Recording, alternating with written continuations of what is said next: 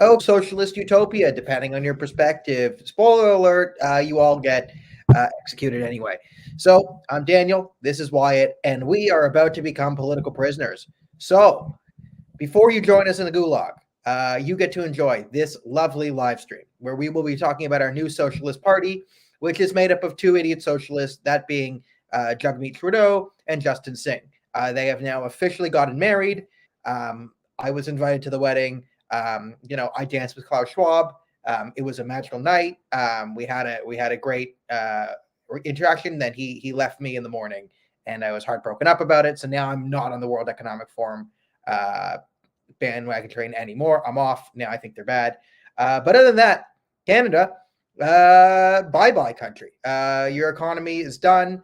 And this episode will sort of be, I guess, dedicated to the fallout of the Liberal NDP marriage.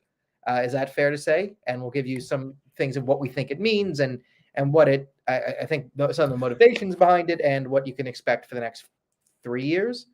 Yeah, like this both is, I would say, bad for the country as well as almost doesn't matter in a certain sense. It just makes official what was already kind of going on inside of the Canadian government in terms of what the NDP were up to and what the Liberals were up to and how closely connected they were. Whereas this more so just sort of makes it official that whatever you think the worst possible thing you could think could happen between the NDP and the Liberals can indeed happen, because Jagmeet Singh essentially laid all of his cards on the table and announced he had nothing.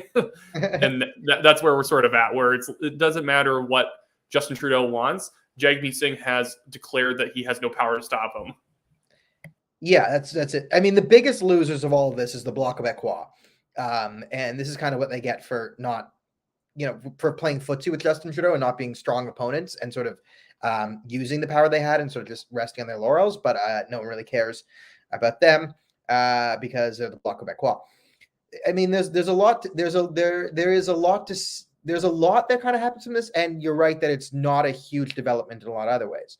So yeah, on any insane leftist nonsense, just Jagmeet Singh was going to back Justin Trudeau, regardless. What this actually means, though, is I think it's safe to say that there will be no mechanism to investigate corruption, which was one of the only benefits of the minority government, is that the NDP could be shamed into voting for investigations. Like if Justin Trudeau was to get up and shoot a bunch of kids. Let's say you would get on a reserve and on camera shoots a bunch of Indigenous kids, point blank range, puts on blackface, and then starts saying the N-word 8,000 times. With a Liberal majority, this is, the media, Rosemary Barton gets in and said, Justin Trudeau did a great job for climate control on the residences, and he was doing an ancient dance to blah, blah, blah, blah, blah. And Athelia Raj is like, great point. And Chantal Alberta's like, oh, blah, blah, blah, blah, blah, blah. And then Andrew Coyne's like, I think it might be bad, but what's really disturbing is the Conservative Party's rhetoric around the shooting of these kids. I mean, they're going too far. I mean, I'm against shooting kids, all right, but to call it murder is it's not what I think this country is, right? That's the CBC roundtable. I know before what you'd get from at least Jagmeet Singh, if Justin Trudeau had any scandal at all in public, even though generally these people know that these scandals exist before they break out into the public and they all pretend like they had no clue anything was going on ever. But Jagmeet Singh would usually come out like, I'm appalled. I don't like it. I think, frankly, he should apologize. And now he's going to be like, well, you'd have to ask him about it. Was there a video out there of him killing 3 people? Did I see it? Maybe. You'd have to ask him what was on that video. It's like they're going to kind of seem like, don't worry, guys, we're holding him to account, but they're just going to sit around in this daze of confusion. Yeah, so you have this thing where, you like the NDP based on we scandals or all this stuff would want investigations. And the big one is the investigation into the invocation of the Emergencies Act. So the real benefit for Justin Trudeau here is, yes, he gets to be prime minister all the way through 2025, which he probably would have been anyway with NDP support. But now he sort of has the NDP completely under his thumb. But I think his big win is he totally avoids any meaningful investigation into the invocation of the Emergencies Act, because as we've seen, everything around the invocation of the Emergencies Act was a total lie. It was based off the data they got from a CBC article. The CBC has retracted the article about the convoy funding. They basically said it was foreign funded. It turns out it was not foreign funded. Yes, some Americans donated, but it was largely Canadian funded. There's no money laundering. There's no terrorism. The arson story fell apart. Well, it fell apart after second number 2, but now officially the police have come out and said, yes, reality exists. No arson happened. So every metric they use to justify the invocation of the Emergencies Act has been actively disproven as false. So with what they did, and again, I was on the ground, they didn't have the right to bar people from peacefully protesting. They exceeded the powers the Emergencies Act gave them. It was totally unethical, illegal, all of that. Now they will get away scot-free with it. They will get absolutely scot-free with it. The NDP will not challenge them on it. The Bloc, the Conservatives, can make noise, but now they have a majority.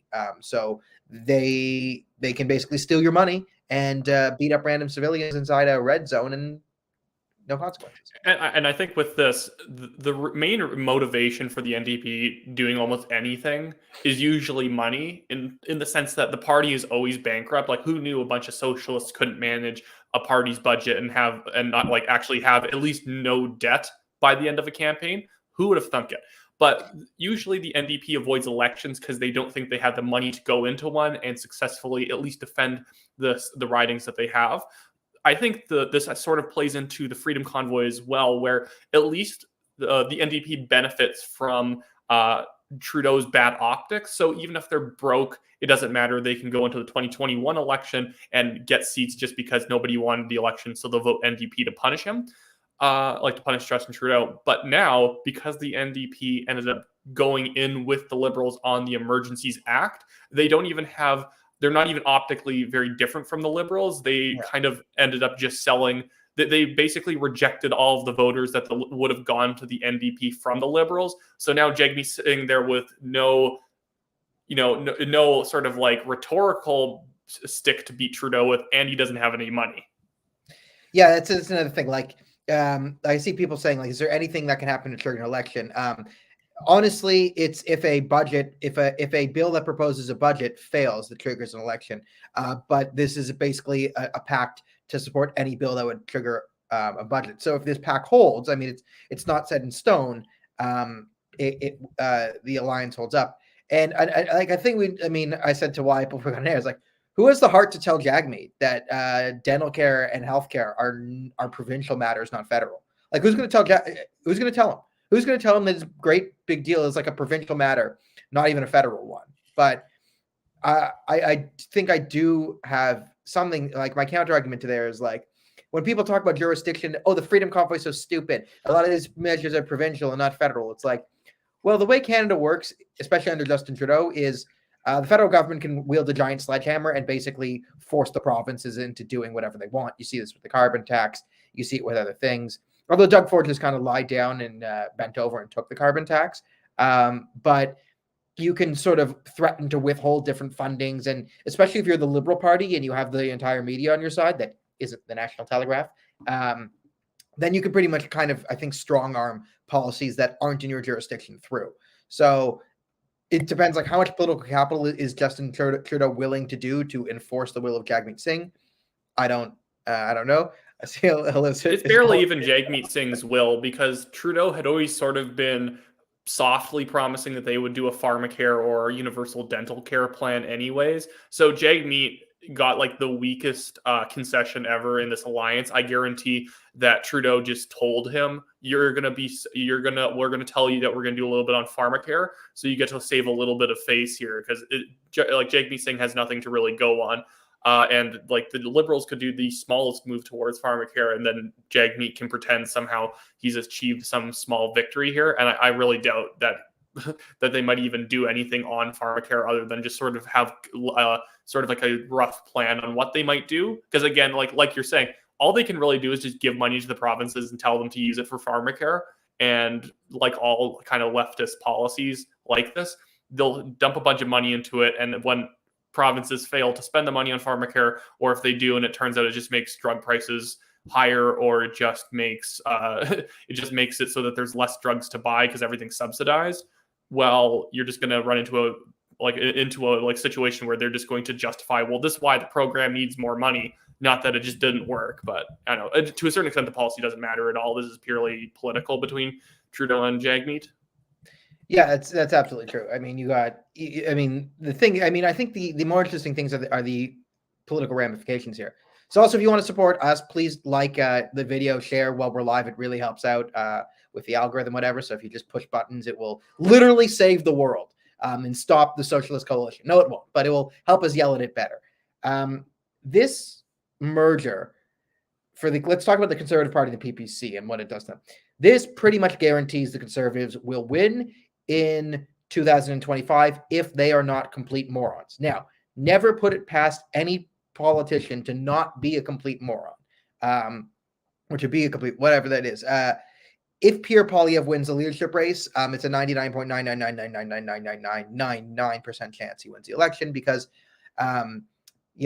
why? This one I think why it might have been bit too young, but I'm sure he's looked into this. My first election voting 2009 when Stephen Harper won re-election is a big thing that pushed Stephen Harper to such a strong majority. Yes, Michael Nadeau was terrible, but Jack Layton did his big last gasp hobble around Quebec dying of cancer tour and got a real big push, which was nice for Jack Layton. But a lot of people, Canada still has some moderates and some blue liberals, were terrified of an NDP government. So they said, okay, we'll just go conservative because we don't want to go to the socialists. Now, this isn't a time and place before Justin Trudeau, so maybe things have changed. But now with the Liberals aligning with the NDP, the more moderate base of the Liberal Party will likely vote conservative. And I think they're more likely to. I've always said I think they're more likely to vote for a Pierre Poilievre than a Jean Charest. The polls show that among minorities and Quebecers and all these things that the pundits are telling you that Charest is great. Pierre outpaces him in all of those metrics. Oh yeah, there's that great tweet thread from Brian Brigel. Oh, I don't know what his name is, but the guy on Twitter that we actually like who talks about polling, where they were saying that somehow, Jean Charest is more popular in Ontario than Pierre Poilievre. And it was like 46% of people would consider voting for Jean Charest, and only 43% would consider voting for Pierre Poilievre, or 42%. But Pierre had like 30% that said they definitely support him, and Jean Charest only had like 22% that would definitely support him. It's silly, but they're really trying to push Jean Charest probably as a Trojan horse for Patrick Brown, but same difference. Yeah, it's the same thing. And I know like Pierre outpaced someone like preferred candidate. It was like 23% Pierre, 18% Charest. So yeah, so on all real metrics in polling, Pierre outpaces Charest, and I've made the case of you got to make the case for conservative values to bring people to the Conservative Party. But the NDP will get smoked next election. And this is like the big winners here could be the Green Party and the PPC in terms of like getting votes, because a lot of the NDP vote is like, we don't like the establishment. And even though Jagmeet totally backed Justin Trudeau and all of this, like NDP voters generally don't care about civil liberties, individual liberty, like anything really important. Like they care about like racism in an intersectional sense, but not in policies that create discrimination. They don't care about any of that. But they get a strong sort of anti-establishment vote in the sense that like, I want out of the system, so I vote NDP. Even as the NDP gets less blue collar in terms of their policy or in terms of the way that they position themselves or their rhetoric, they still end up getting a lot of blue collar workers because a lot of those people don't exactly like the elitist nature of the Liberal Party, even though Jagmeet Singh is probably one of the biggest elitists in Parliament. He's good at least pretending he's not. And most people just know that the NDP are not the Liberals. And if the Liberals get a little bit too, high on their horse, people will vote NDP. Although the only thing I disagree with your thing on the Green Party is if they kept Anami Paul, I actually think they would be far better set up to end up getting those moderate voters. But the Green Party is so concerned about its like radical anti-Semitic base that they got rid of their Jewish leader. And now they're just going to get someone who people are going to look at and to say, oh, that's why I never voted for the Green Party back in the day. Oh yeah, I do think the Green Party is an absolute mess, but there is a thing of like, the lefty anti-establishment vote, because the NDP is a very mainstream anti-establishment party in the Canadian left. The Green Party could pick up sort of that vote there, and then the PPC, like a lot of the anti-establishment vote is like PPC. Like PPC tends to draw supporters from non-traditional sites, like. The PPC's big appeal and is they tend to draw in people who have never voted before, and they give them like a platform and like a pitch, and people go for that, so they can benefit as well. I mean, I've been saying this for years now, and you agree with me in saying this, and I put this on Twitter today, and this wins us. And this is how I win. This is how to, guys, how to run a political commentary show and make, you know, zero friends is to support none of the political parties. The problem with the PPC is they are a movement and not a party. They need to build EDAs. They need to do their homework. They need to write a constitution. They need to have a formal leadership to raise. Right now, the PPC is the Maxime Bernier show. And they have 3 years now. They need to get at the desk. They need to do their homework. And they need to build infrastructure. I don't care about tweets, about the right things. Maxime Bernier can take a few minutes out of his day and tweet about how Klaus Schwab is bad. I'm with you. Fine, he is bad. Talk about how you're the only ones to oppose lockdowns. Yes, you oppose lockdowns. I'm there. Get on Twitter. Stop with the rallies right now. Maxime, you're grounded until you finish your homework. That should be the message from the PPC base. Max, you've had 3 years or whatever. Go home, do your homework, build the EDAs and all this, because I like a lot of the PPC candidates I meet. And I met one this weekend, and great guy. And I really like the PPC candidates as like the best of, like, they're civically involved, they're doing their duty, they see something wrong and they're trying to change it, and they're working their hardest, but they have to put together a team, they have to put together lawn signs, they have to put together the campaign thing, they have to fund it, they have to do this. There is no support from central command for almost any of these PPC candidates, and it's killing them. And it's why when the PPC polls at 13%, great, Maxine can get the 13% in the polls, but that translates to 6% of the vote at max, because you don't have the infrastructure to get calls out. You don't have the door knockers. You don't have the stock stuff. Like when I talk to the new blue candidates who are just getting into it in Ontario, everything's kind of done for them. They have help. There's central command. They can talk to Jim or Belinda, or they have a staff set up that streamlines things. So you can get lawn signs and everything, and you can get campaign help, and you can get volunteer help. There is huge support from central command, and there's an actual proper chain of command. If you're a a True North volunteer provincially in Ontario, and you're working in whatever your riding is, you don't immediately, if there's a problem, have to call up one of the top people of the party to sort it out. You can call someone who's on the board, and if they don't know, you can call the president of the board or the candidate, figure out what's going on. Whereas the problem with the PPC is that they often don't have an EDA in your area. So your first call is someone on the executive who probably doesn't have time to deal with you. And if they do have time, well, they can't really help you because they're not in your riding and they don't understand the problems. And it just becomes very like bloated and weird in like the way that they can help you out. It becomes too much of a social media party. And if a party's to succeed, it has to understand that most of your voters are the type of people who shop at Safeway and get their coffee at Starbucks. People who probably don't read political articles or maybe read 1 or 2 a month. They are not plugged in with what the PPC is. A lot of people probably don't even know what the PPC is, despite how much the media attacks them and whatnot. So really, that's really what you have to always be doing, is you have to figure out how to get to those people who are not going to actively seek out your Twitter account to find out what you're all about.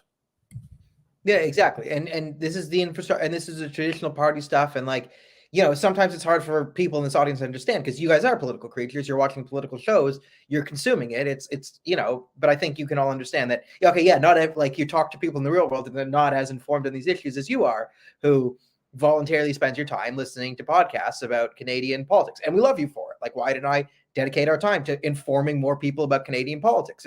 And you know, we love the people who are like this, and we try and increase the amount. Like, our goal is to, I mean, not exactly this, but our goal is essentially on the, you know, PPC front. Our goal is essentially to increase the amount of people that the PPC could theoretically reach with a social media campaign and have a more involved public. Like, we think that's better for the country, but it's never going to be the majority. And to win, you're going to need to build all the infrastructure out. So the PPC could massively benefit from this. Massively, massively, massively. This is a huge rhetorical win. This is a huge increase in the voting base of the anti-establishment parties. Like, they have a huge, huge, huge opportunity to make this an election where they can win seats.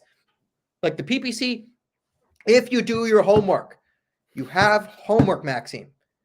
have to build a constitution. You have to form the EDAs. You have to get the party out. If you do this, and the sooner you do it, you will. I do think they will win. They will win seats in the next election, or they'll get they'll get 17 to 20% in like a crazy thing, and then become a real political force going forward. But if they don't do this, and if it's just them going to rallies and protests and dunking on Pierre Poilievre for being late to the anti-lockdown stuff.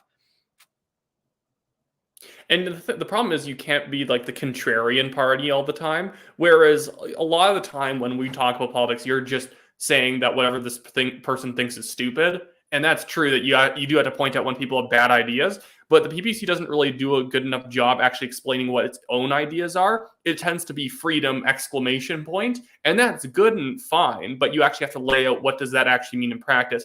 I always find that there's a big disconnect from the PPC's very socially liberal but fiscally like free market kind of platform, yet it has a very socially conservative base who's kind of doesn't have any policy in their platform. So it seems a lot of the support comes from not liking the liberals or the conservatives, but it doesn't really come from specifically liking the PPC. People like the PPC because it's against things, but it's not really for things that the average person who doesn't like the whole Twitter spat kind of political environment, it doesn't really have anything for them. They need to know that your top 5 fiscal issues and your a few social issues that you're running on, where a lot of people could say, yeah, I guess they're going to deregulate and cut taxes and try and reduce the debt, but there's no specific, and here's how we're going to do it sort of a thing. Yeah, you need to get especially in Canada, you need to have a positive appeal to a lot of people. And this is Harper's big mistake in 2015 that gave us Trudeau, is running he's just not ready yet, nice hair though, and all this. Now, Harper was right about everything he said about Justin Trudeau, and you've all probably seen the clips of like Harper in 2015 saying, if Justin's elected, expect X, Y, and Z. And X, Y, and Z have happened. But in a general election, especially to Canadians, it's one thing to say, yes, the Liberals are bad because of this. You also have to make the case for yourself. And this is kind of what we're talking about. Like the PPC has an excellent case on why all the parties are corrupt. Again, no one needs to convince me that the Conservative Party has problems. I'm with you guys. Aaron O'Toole and I was not invited to any sleepovers at Aaron O'Toole's house, if you can believe it. We did not cuddle. There were no pillow fights, and there were no, swimming dates. Our moms did not call each other to arrange play dates. It did not happen. But again, you got to make a positive sell. So let's go to the Conservative Party, because the Conservative Party stands to benefit huge off of this too, because their number one selling point is the Liberals are the NDP. And, they rely, and the Liberals rely on the media to say, no, that's crazy talk. So do you want to take over the, what the CPC needs to do in the upcoming years to take advantage of this? Well, okay. Well, hopefully, I'll try and pass by this topic before our heads explode. But they have to not fall for terrible public polling that shows like, oh, the NDP and the Liberals' plan for pharmacare is super popular because 125% of people like healthcare. And it's like, don't listen to stupid polls. Just be different than Liberals and the NDP. Like, I know there's going to be idiots inside the party that say, well, you know that free pharmacare has 75% approval. Well, the Conservatives should have a version of that, or they should pledge to not cut that funding. And that's how they could get like killed, is that they kind of start to try and marry their, and this is where even Pierre can lose out, is he'll try and marry his fiscally conservative policies with a little bit of the crap sandwich that the Liberals and the NDP are serving up. Whereas it's going to be like, well, we can have both, the best of both worlds. We can pitch to our fiscally conservative base that we're going to, cut spending and deal with the debt, but also we can keep around pharmacare, and then everyone's going to love us. It's like, no, the NDP is just going to be mad that you're going to pursue any sort of fiscally conservative policy, like those voters, and the Liberals will too. And then you're just going to tick off your own base who thinks that you just keep doing everything in half measures, and within 10 years, you're just going to be like Trudeau in 2015. Yeah, that's exactly it. You have to. I was glad you said you have to show distinction between you and the NDP Liberal coalition, because people won't like it. It's a bit underhanded. The NDP still scares a lot of reasonable adults. 17-year-old girls on TikTok, big on the Jagsters. Okay, If you're on, if you guys take a hammer to your head, take away 50 IQ points, get on TikTok, Jagmeet for life. But a lot of reasonable people are still turned off by the NDP. Then you're right. Because again, this is human polling 101. If I were to poll, a group of 1,000 anybody's anywhere and say, do you like free this? So you're right. 75% of people are reflexively going to say yes. Like free anything is a popular polled opinion. It's the logistics of making it it's how do you phrase this? Again, nothing's free in this world. Someone else is paying for it. I get the debt we're going to accrue, blah, blah, blah, blah, blah, blah, blah. Right. But when you put something to someone in the polls and they say, what do you think of, free healthcare? Oh, I like it. What do you think about a cleaner environment? Yeah, I like it. What do you think about better education? Oh, I like that too. Well, the Liberals have a platform for better education, therefore it's popular. It's the way you have to actually poll these things, and we got sucked into talking about polling because of course we did. Have to. It's our arch nemesis. Yeah, but it was the thing that people have to realize too is that real polling that goes on internally within parties is far more detailed and it's far more accurate because they'll poll issues based on the way it's actually going to be hashed out in the public debate. It's like in the United States, whenever you'd see like these like the Democratic Socialists of America type leftists and like Bernie Sanders and whatnot, whenever they're talking about how like popular Medicare for all is, it's always based off of just, oh, well, do you want Medicare for free? And it's like, oh yeah, sure, that'd be great if anyone could get on Medicare. But if you actually start detailing out the policy in such a way that it will actually be discussed in public, like saying, oh, your taxes are going to go up if we have Medicare for all. Oh, also, it's not an opt-in, it's not an opt-out. It's not an opt-out program, so you're going to lose your health care and you're going to get this worse public option. Immediately the polling hits below 30% for the popularity. And the same thing with pharmacare is that, yes, you can poll pharmacare and find out that 10,000% of people love it. But unless you actually frame the questions within the debate that is actually going to happen, the poll is meaningless. You have to add in the fact that, okay, your taxes are going to go up. Do you like pharmacare still? Oh, so yeah, drugs are going to be free or they're going to be cheaper, but they're going to be less of it. You might have to wait longer to be able to get medicine that you need today, or you're going to have to shell out a bunch more money to go buy it through a private business whose profits are being undercut by the fact the government's just blowing money into other sort of like pharmaceutical companies who will take the government money. That's more of like something that people actually have to think about and you have to poll with. And that's where, Justin Trudeau backed off the Emergencies Act, despite the fact that public polling showed like 65% of people or 70% people agreed with him. Apparently, if you had that many people agreeing with you on such a fundamental and hot button issue, you would stick to it. The reason why he came off of it is that he probably saw polling where people hated that he wasn't removing restrictions and they hated all this other stuff, but maybe they thought the trucker should have left. That's all that you could maybe get people to agree on, but people still fundamentally thought that it was Justin Trudeau's fault for having obtuse COVID policy. Yeah, and that's exactly what it is. And you don't have any of that in Canada. They do a bit of that in the States. But again, the Canadian Conservatives never frame the debate in the way that benefits them or is reflective of reality even. Like that's the big problem they have. So this is why I think Pierre is better than Patrick Brown and Jean Charest, because Jean Charest and Patrick Brown will go along with the mainstream narrative. They will go along to this, oh, well, pharmacare is very popular, so we'll have a conservative version, which is just, we'll do the exact same thing as the Liberals, but we'll do it without calling you racist. Actually, Patrick Brown will call you a racist, but he won't yell at you for being racist. He'll just politely wag his finger at you, which is... Or we'll do the program with less money, so it guarantees the program fails harder than the NDP, yet you also don't get the popularity of doing a good, when I say good pharmacare, you know what I mean, where if you're going to do pharmacare, it's a stupid policy and it's not going to work. But if you dump $20 billion into it, it's going to sort of get propped up a little bit longer and seem like, oh, this might actually be a good thing before it collapses from like just the like sky high costs. But if the Conservatives come in and say, well, the pharmacare thing costs too much, so we're going to bring it back to only like 15 billion or whatever, and then it goes bankrupt, they're going to be like, well, it's the Conservatives' fault for not funding it properly, or it's just a stupid ticking time bomb of a plan, and the Conservatives were just stupid enough to make sure that the fuse on the plan was extremely short.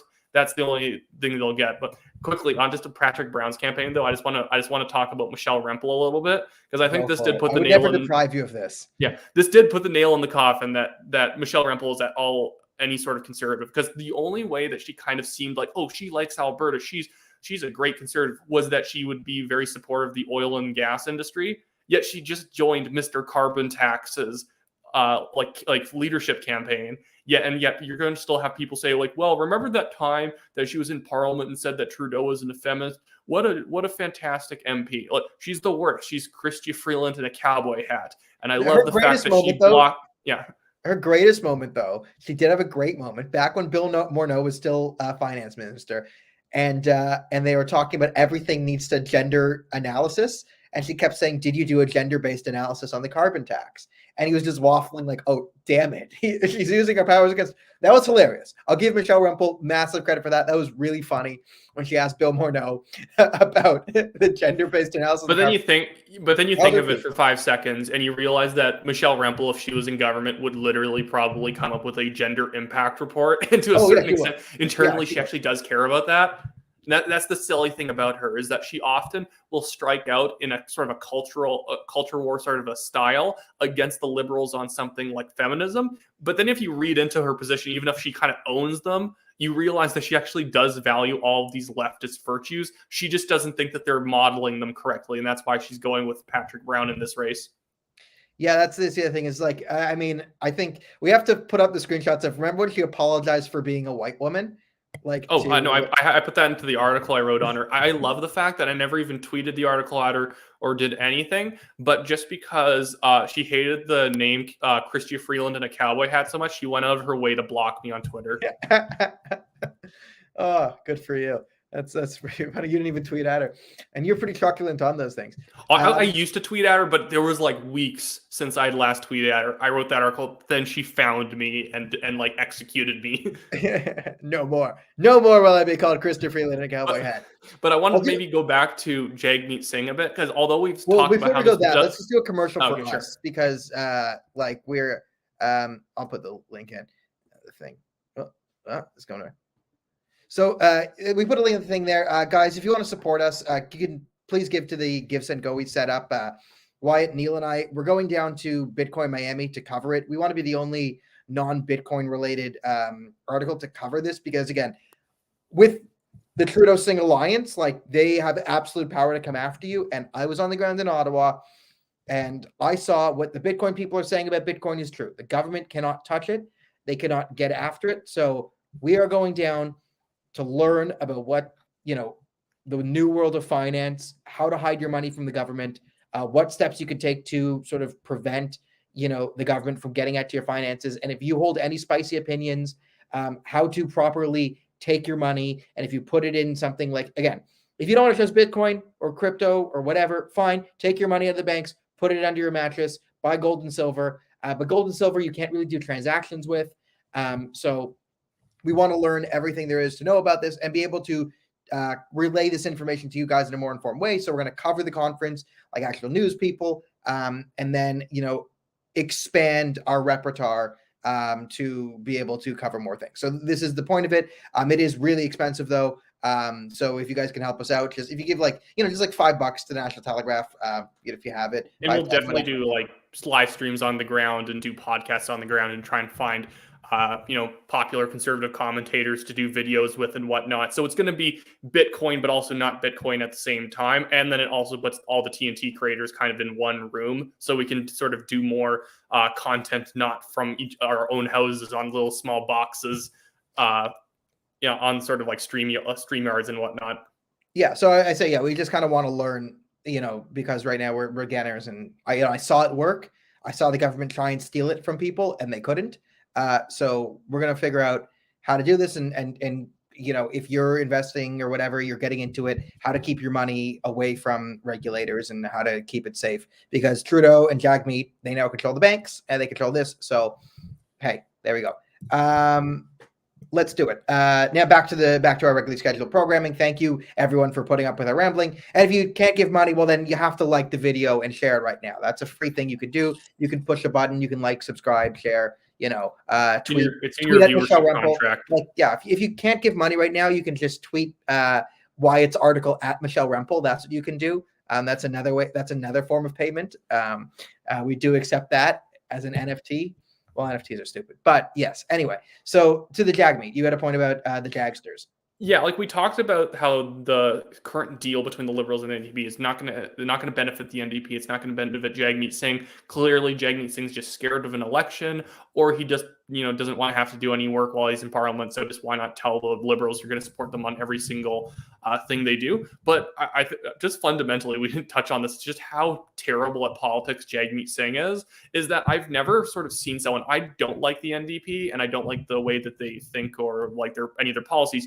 But I could run the NDP far better than Jagmeet Singh. When you're in the opposition, all you're supposed to be doing is opposing, and the money for like donations and popularity in the polls will come. But the NDP are always so timid and terrified of their own shadow that they just sort of sit there just wondering what will happen if a new election gets called, never actually doing anything that will make them be able to survive a new election. They just are always sort of barely scraping by not really saying anything too controversial, while also pushing radical policy that makes them kind of controversial. They're their own worst enemy. Yeah, it's another thing. Yeah, it's the same problem as like kind of the Conservatives, but in like a left wing problem, not a right wing problem.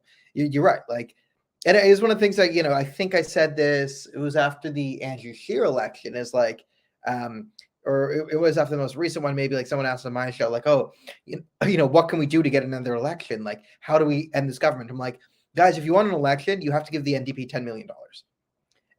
And like it was a silly heterodox take that was like also kind of true. Like a big problem with getting Trudeau out of power is the NDP is broke, so they couldn't afford another election. So they basically have to do Justin Trudeau's bidding.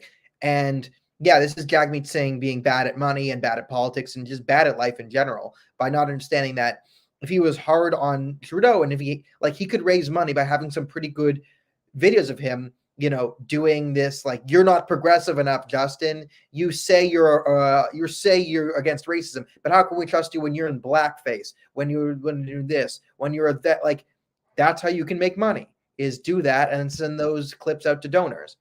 That's how you can make money. Like, you can make money by being good at politics as a major political party. But and they've just never had to learn how to. They've never had to learn how to fundraise because so much of the NDP's funding comes from unions. In terms of third-party advertisers doing the work for them or provincial parties, it tends to be the unions who are basically getting their members to pay dues to the NDP, or just taking members' dues and just dumping it into a pro-NDP PAC, or just telling their members to just volunteer for the NDP. So they get tons of free labor and tons of basically free money from alternative sources, yet they've never actually had good fundraising numbers quarter to quarter. The Conservatives and Liberals are always like $3 million, $4 million a quarter. The NDP sometimes lucky to get $1 million, despite the fact that generally in elections they punch above their weight in terms of percentages. And if they just focused on being an actual opposition, and even though I don't disagree with their points, sort of trying to dunk on Trudeau and show that he's not progressive enough, or that he's a fake, or that he's corrupt, or that he's an elitist, well, they would immediately do way better. I mean, it's perfect pointed out here, Dina. The NDP are too woke, and you're right. They lost their union base, and one of the reasons why I think one of my favorite politicians of all time in all place, and I think one of the best people ever, is Jagmeet Singh, because he destroyed the NDP. And the NDP just has to be destroyed. And thanks, Jagmeet, for doing it. And the way he did it is, the NDP used to have a lot of union voters and working class. It used to be the thing is like, we are the working class. We are the unions. They're the rich fat cat bosses. We need socialism to help the workers. Now, say what you will about that, but that appeal works to a lot of people. But instead, they decided to chase Justin Trudeau off the cliff of wokeism and compete for the 18-year-old girl who just took one course in university and learned that the world is a scary place vote.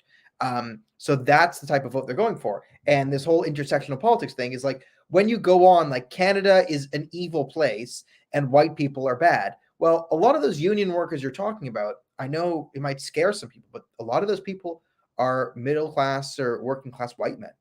And they actually don't hate Canada. Like, a lot of Canadian union workers are men who don't hate Canada. They just might have different social policies or whatever than you, or want whatever. But when you go up to a union guy whose big thing is like, yo, who supports the unions? But I want what the Leafs are playing tonight, and that's their thing. When you go to him and pitch, well, Canada's evil and you're bad because you're white. That doesn't work with like the guys working at the union jobs who just want to go grab a beer and watch the Leaf game and have a better life for their family. Like, what works for those people is like power of the unions, more power to the unions. A union guy hears that and they go, okay, I get it. Now, it might be total BS how the NDP is wrong about what they're saying and their philosophy is flawed, and they won't, like, they'll make life worse for the union people because their policies aren't based in reality. But when you say unions are the backbone of Canada, we support the unions, that makes it to the union people. When you say Canada is evil and white people are bad, that doesn't make it to those guys. So, and this is where like John Horgan is actually an effective NDP leader, because he fully embodies, even though again I don't like his policies and he's really going to hurt BC in the long run, he doesn't exactly hurt them extremely quickly the way like a Jagmeet Singh government would if he was ever in power, because he is the sort of blue collar union guy who kind of pretends like he respects small businesses and he actually cares about keeping the economy afloat and bringing in investment. So he does better. It's also like Andrea Horwath. That's why she absolutely crushed Kathleen Wynne in the 2018 Ontario election. Of course, Doug Ford got a majority, but the NDP came in like second and was like the official opposition, and sort of took away a lot of Liberal voters because they kind of embodied this working person's party, but it wasn't sort of going into the weeds of sort of socialism. Now Andrea Horwath is like in third place in all the Ontario polling. It's because she started kowtowing to her like super hardcore pro-lockdown base. Because remember when she said that we need to stop with the lockdowns and we need to let people live their lives and get back to work and not like mandate vaccines? That's when her own party attacked her, and then she backed down. And now she has people in her party like whatever that Lindo woman's name is, who's like pushing that crazy like critical race theory bill through the Ontario legislature. It's clearly not the party they were running as in 2018. They're now taking that sort of Jagmeet Singh turn into sort of pushing these sort of progressive Democrat type policies that you'd see in California or Oregon. Yeah, it's again, and like, yeah, the sad thing is like, if someone were to like, if the NDP were to make the case of like lockdowns are too hard on the middle class, they get this huge like, out of nowhere, this wave would just come in and be huge and support them. And it's like, the NDP needs to realize that you're the third party. And if you're going to do it, like, you're going to need to be a bit creative, a bit heterodox, find some cracks in the system, exploit something. When everyone zigs, you got to zag sometimes, and it take worth. So if Andrea Horwath was the, lockdowns are, even do it from a lefty perspective. Lockdowns hurt poor people more, and they hurt black people more. Lockdowns are classist and racist. Okay, but enough people would be like, okay, this is what gets us out of the lockdowns. Sure, I'm a racist and the lockdowns, right? You would get people like that, and then you'd have a lot of support for the NDP because they could get their message out there. And I think if the NDP and Horwath in the opposition said, Doug Ford's locking down black people. Now, I would be out there being like, he's locking down the white people too. It's all the same. But hey, sure, crazy NDP lady, let's do it. But no, they just can't do it because their parties are infested with wokeism. And in a sense, it makes sense because for a long time, another part of the NDP was like, yes, it's union people, and it's people who have these radical far left views that the Liberal Party used to keep out because they were the mainstay party. So these radical far left, anti-Semites, anti-American, anti-Western people who like were totally pro-Putin in Russia up until it became like the non-woke thing to do. So they were like totally pro-Russia last month, but this month they're not. They sort of have become the loudest people inside the party, so they can gatekeep. And I think this is what Pierre Poilievre is also doing very well in the Conservative leadership race. Is as soon as the Liberals and the NDP came to the agreement to basically prop up Trudeau until 2025, Pierre Poilievre immediately started hitting the socialism angle. And you have all these people say, well, the NDP aren't socialists, blah, blah, blah. They're whatever. Like they're like trade unionists or whatever stupid thing that they brand themselves these days. And it's like, who cares? They have a socialist caucus within the NDP. They're socialists and they can eat that. No, I mean, they can figure out how they can worm their way out of saying, like, they have to essentially acknowledge they have a lot of socialists in the party, but then they say, but that's only 40% of the party. It's like, who cares? That's insane that you even have that. That's like having like a party where it's like, yeah, we're a little bit, national socialist, but it's only 30% of us who are national socialists. It's like, that's unacceptable, because that's too nutty of an opinion to be wanting to be within the same room as. Yet the NDP is totally okay with it. But yeah, like that's where Pierre is doing a good job. He's also not reacting to any of the media saying they're not socialists, apologize, blah, blah, blah. It's like, no. Just keep saying they're socialists, because it's partly true. And most Canadians are turned off by the presence of two socialist MPs in any party. Yeah, that's another great point. It's just do your own thing. Like, my favorite thing on is a Twitter pundits going like, it's scary to see how many conservatives don't understand how Parliament works because they're calling it a coalition and not an alliance. Like, also, again, as I said, who's going to tell Jagmeet that dental care and pharmacare are provincial issues, not federal, right? So they're completely ignoring that. The fact that, the Jagsters just doesn't know what he's talking about all the time, and he just made a deal with someone who might be dumber than he is. Right, to be like, the Conservatives are wrong on this minor technicality. Let them make. It's like, it wasn't even wrong on a technicality. It wasn't even a technicality. They were like, well, coalitions traditionally have it so that the party that's combining with the other party would get a few cabinet positions. I'm like, yeah, that sometimes happens. That doesn't mean that it's not a coalition unless they get a cabinet minister. There's no one in the NDP that's qualified to be a cabinet minister anyway, so who cares? It's effective. Well, to be fair, there's very few people in the Liberal Party qualified to be cabinet ministers at this point as well. So yeah, it's not like no one's losing out where it's like over. No one's like losing out. Like, Charlie Angus isn't the Minister of Labor. Now we're gonna die. It's like, who cares? They're the worst. It's like you're just putting in you're just replacing an orange person for like a red person with an orange person. It doesn't mean anything. Yeah, it's a total thing. But I hate that Twitter political world where everyone's just always whining about minutia and technicalities, and it doesn't mean anything. That's why I hate so many political shows. It's just getting down into the weeds of, well, this person used this word, but the definition of this word is actually slightly different if you use the Oxford blah blah blah. It's like, stop. I just want to know what's going on. Yeah, that's the Andrew Coyne CBC conservative world. Of like, well, they missed a comma in their enunciation. It's just like Pierre Poilievre's going in a more conservative direction, but he should be pushing left, because if you look at the vote count in 2021, most people voted for non-conservative parties. That means that you have to not be conservative if you want to win. It's I don't know. It's ridiculous. If you look at the people on this CBC panel, 100% of them are total leftist shills. So if you want to gain our support, you have to be Justin Trudeau.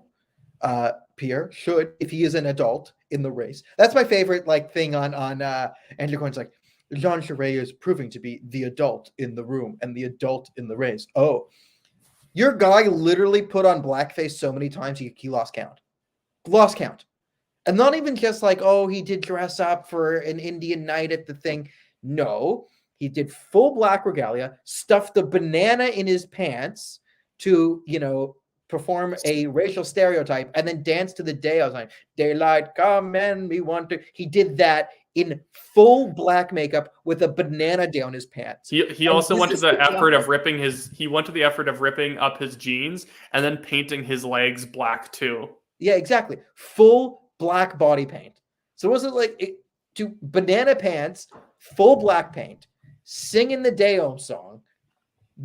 And then Andrew Coyne was Pierre Poilievre. And again, this is a way they undermine the conservative movement, because Pierre Poilievre isn't being immature. Pierre Poilievre is being tenacious. And he's going here's where you are on the weed scandal, and inflation is bad. If you keep he's standing firm on conservative principles. And because he's not rolling over and saying oh, well, we could, and waffling and proposing the policies that the CBC wants, they just do this. Oh, it's childish. It's absolutely childish of him to, stand firm on his principles. It's childish for him to make those videos that go viral talking about policy. Yes, Like Pierre Poilievre is a child Andrew for making Coyne, a 3-minute video about inflation because that's what children do. Andrew Coyne wants someone who's going to lose the next election to the Liberals with finesse. That's why he loved Aaron O'Toole. Aaron O'Toole will use the most soft and sort of like flowing language while he's falling off a cliff. He will like fall off a cliff like an absolute Olympic diver. And that's what Andrew Coyne's looking for in so many other people, even in conservative media, like Evan Solomon. Evan Solomon is like supposedly the conservative at CTV News. Evan Solomon is like the perfect quote unquote conservative to have if your goal is to try and push the conservatives to the left. There's not one real conservative that Evan Solomon has found that he doesn't have a problem with. He considers it like basically Andrew Coyne and Evan Solomon just want people to conservatively move to the left. Yeah, it's like everyone marched with dignity off to the concentration camps or whatever.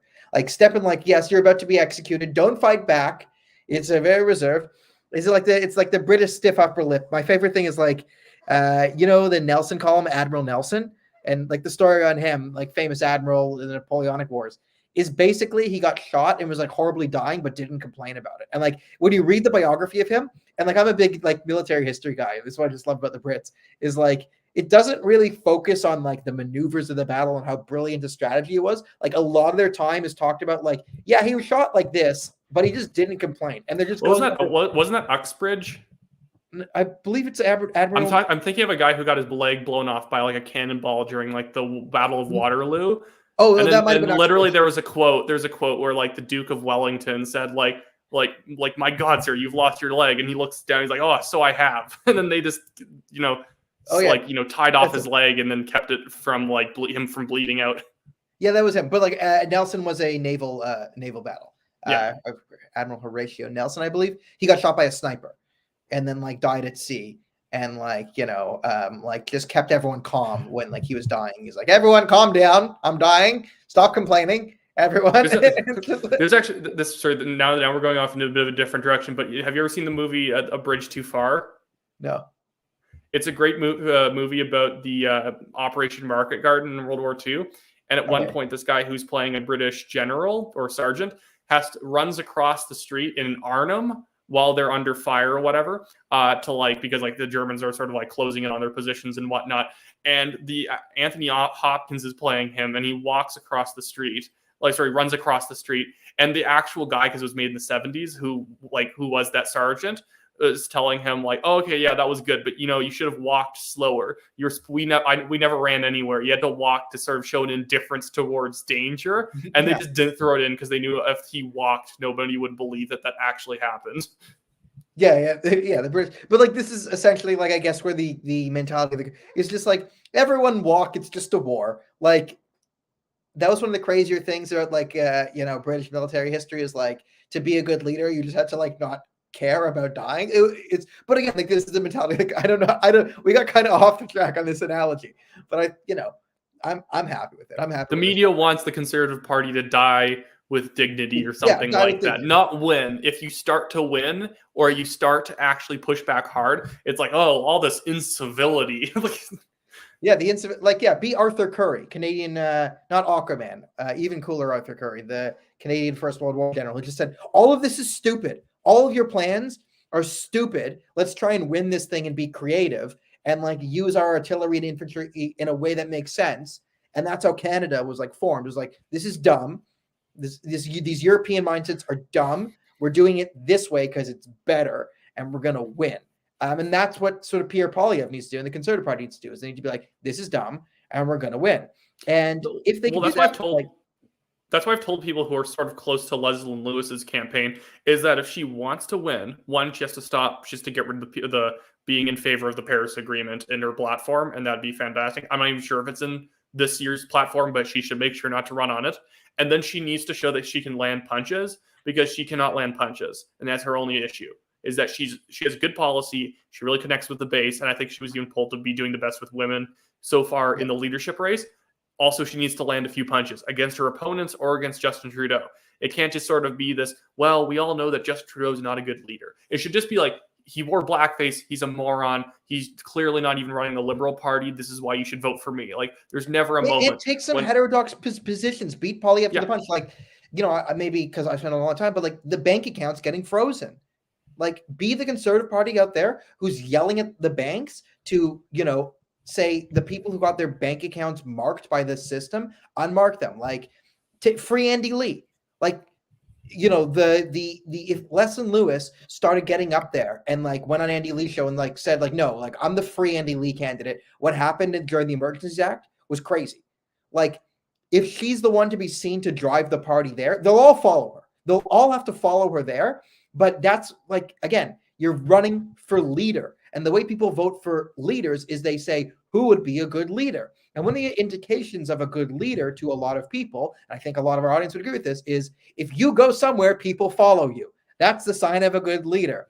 So whoever is first to go on this Emergency Act stuff, this bank account stuff, if Leslyn Lewis wants to win, because I think Leslyn Lewis doesn't really have a shot this time around because she was only popular last time because everyone hated McKay and O'Toole so much because they're both red Tories.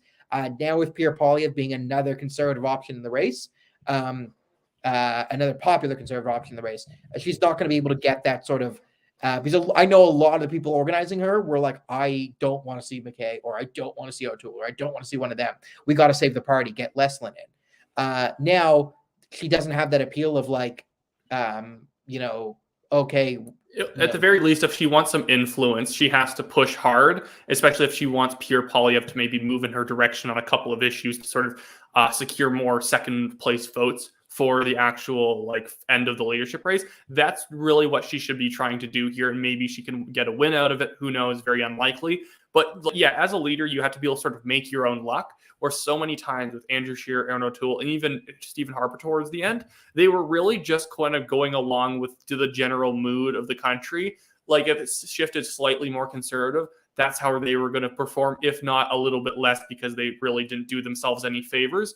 Whereas Pierre Poilievre is good at actually creating his own luck, at actually moving people on issues, sort of going into it and figuring out what he can do. So many people think it's a good opportunity because people seem to they'd vote for me, and they just enter the race and hope that works out rather than trying to make it happen. No one really makes things happen. They just kind of politely ask for it to happen. Yeah, that's a great point. And they have huge opportunities now because, again, we've said the Liberals and NDP are literally no distinction. You have to draw a distinction between yourself and the socialist coalition you're going to complain about. You have to do that, right? And you're going to have another party to the right of you in the PPC making the case that you're just the same as the Liberals and NDP. So every time you mess up and you go into the LibCon, NDP, no different, you can't say anything about, the carbon tax, the green, or the Paris Accords, or all this. Every time you start to be the same as the Liberals, you will get smacked by the PPC, and people will start to listen. You have to, you got to fight. This is where the PPC is really good for existing. Is now the Conservatives actually have someone who will smack them on the right-hand side. They have to show that there's a distinction between the two parties, so the PPC attacks fall flat on that thing because, the PPC, their core is basically all the other parties are the same. Vote for us. We said the PPC, they need to build infrastructure and they need to start putting out more, PPC policy independent of the whole LibCon thing, right? What we're saying is like the PPC needs to make an independent case for the PPC in a vacuum outside of the other parties suck. So they have, we are good. Also, the other parties suck. They need both, and they need the infrastructure. So yeah, this is, I think, a pretty good way to end it off. We've done almost an hour today on our Socialist Utopia. You got anything else to say? No, other than just a reminder to everyone that, hey, we're going to Miami Beach this early April 4th or whatever, and we're going to be covering the sort of Bitcoin 2022 event. We're going to be doing a lot of other stuff too. We're going to be doing on the ground live stream so that me and Daniel can actually be in the same room when we do a podcast, upgrading some sort of cameras and whatnot. So then we can maybe start doing daily shows for the National Telegraph, and even just pitching in $5 or $10 to our trip where we're going to be able to meet other creators and sort of do interviews with some great people. What really helps us out, just takes the load off of us for paying for it a little bit. Like we still are. And of course, you're not going to be able to donate all of that money so that we're just floating our way there and we don't have to drop a cent. But, it just helps us being able to make it more affordable for people who, have to do this and then also have to have a job. Thank you so much, Sandy. Whatnot. Yeah. Thank you, Karen. We really appreciate it, guys. It's a real big help. And again, thank you. It's going to help us move forward because especially after April, we have big plans for the National Telegraph to really increase the output we're doing because, the country's kind of in trouble. If you hadn't noticed, the Jagdo alliance is not good. And, we want to make Canada a place that is, safe to raise kids and put money in the bank and not have your money in the bank being like, will it stay there? Because I posted something on Facebook the other day. Will I lose all my money? So this is great. Your account probably will not get frozen, Maxine. I assume not. I assume that Doug Ford and Justin Trudeau wouldn't be dumb enough to freeze people's money for this stupid of a reason. Yeah, and we're not doing anything. We're just this is, we're gonna use this to, get down to Miami and cover the event. And then, if we have money left over, buy more equipment to be able to do more videos and whatever. And, have a TNT on the street microphone so we can do more different diversified content, with instead of filming things on a camera, or cell phone, right? Camera, flash your microphone, just be able to increase the quality and increase both quality and content. Quality and quantity and quality. This is Daniel is still in the middle of his human transition from stop. I don't know, and I can't talk either. Whatever. Yeah. Okay. This is getting embarrassing. So we just to say thank you everyone for being here. To increase the content, there'll be great content. It's a word now. It's quality and content. Quality content. There'll be great content on Thursday.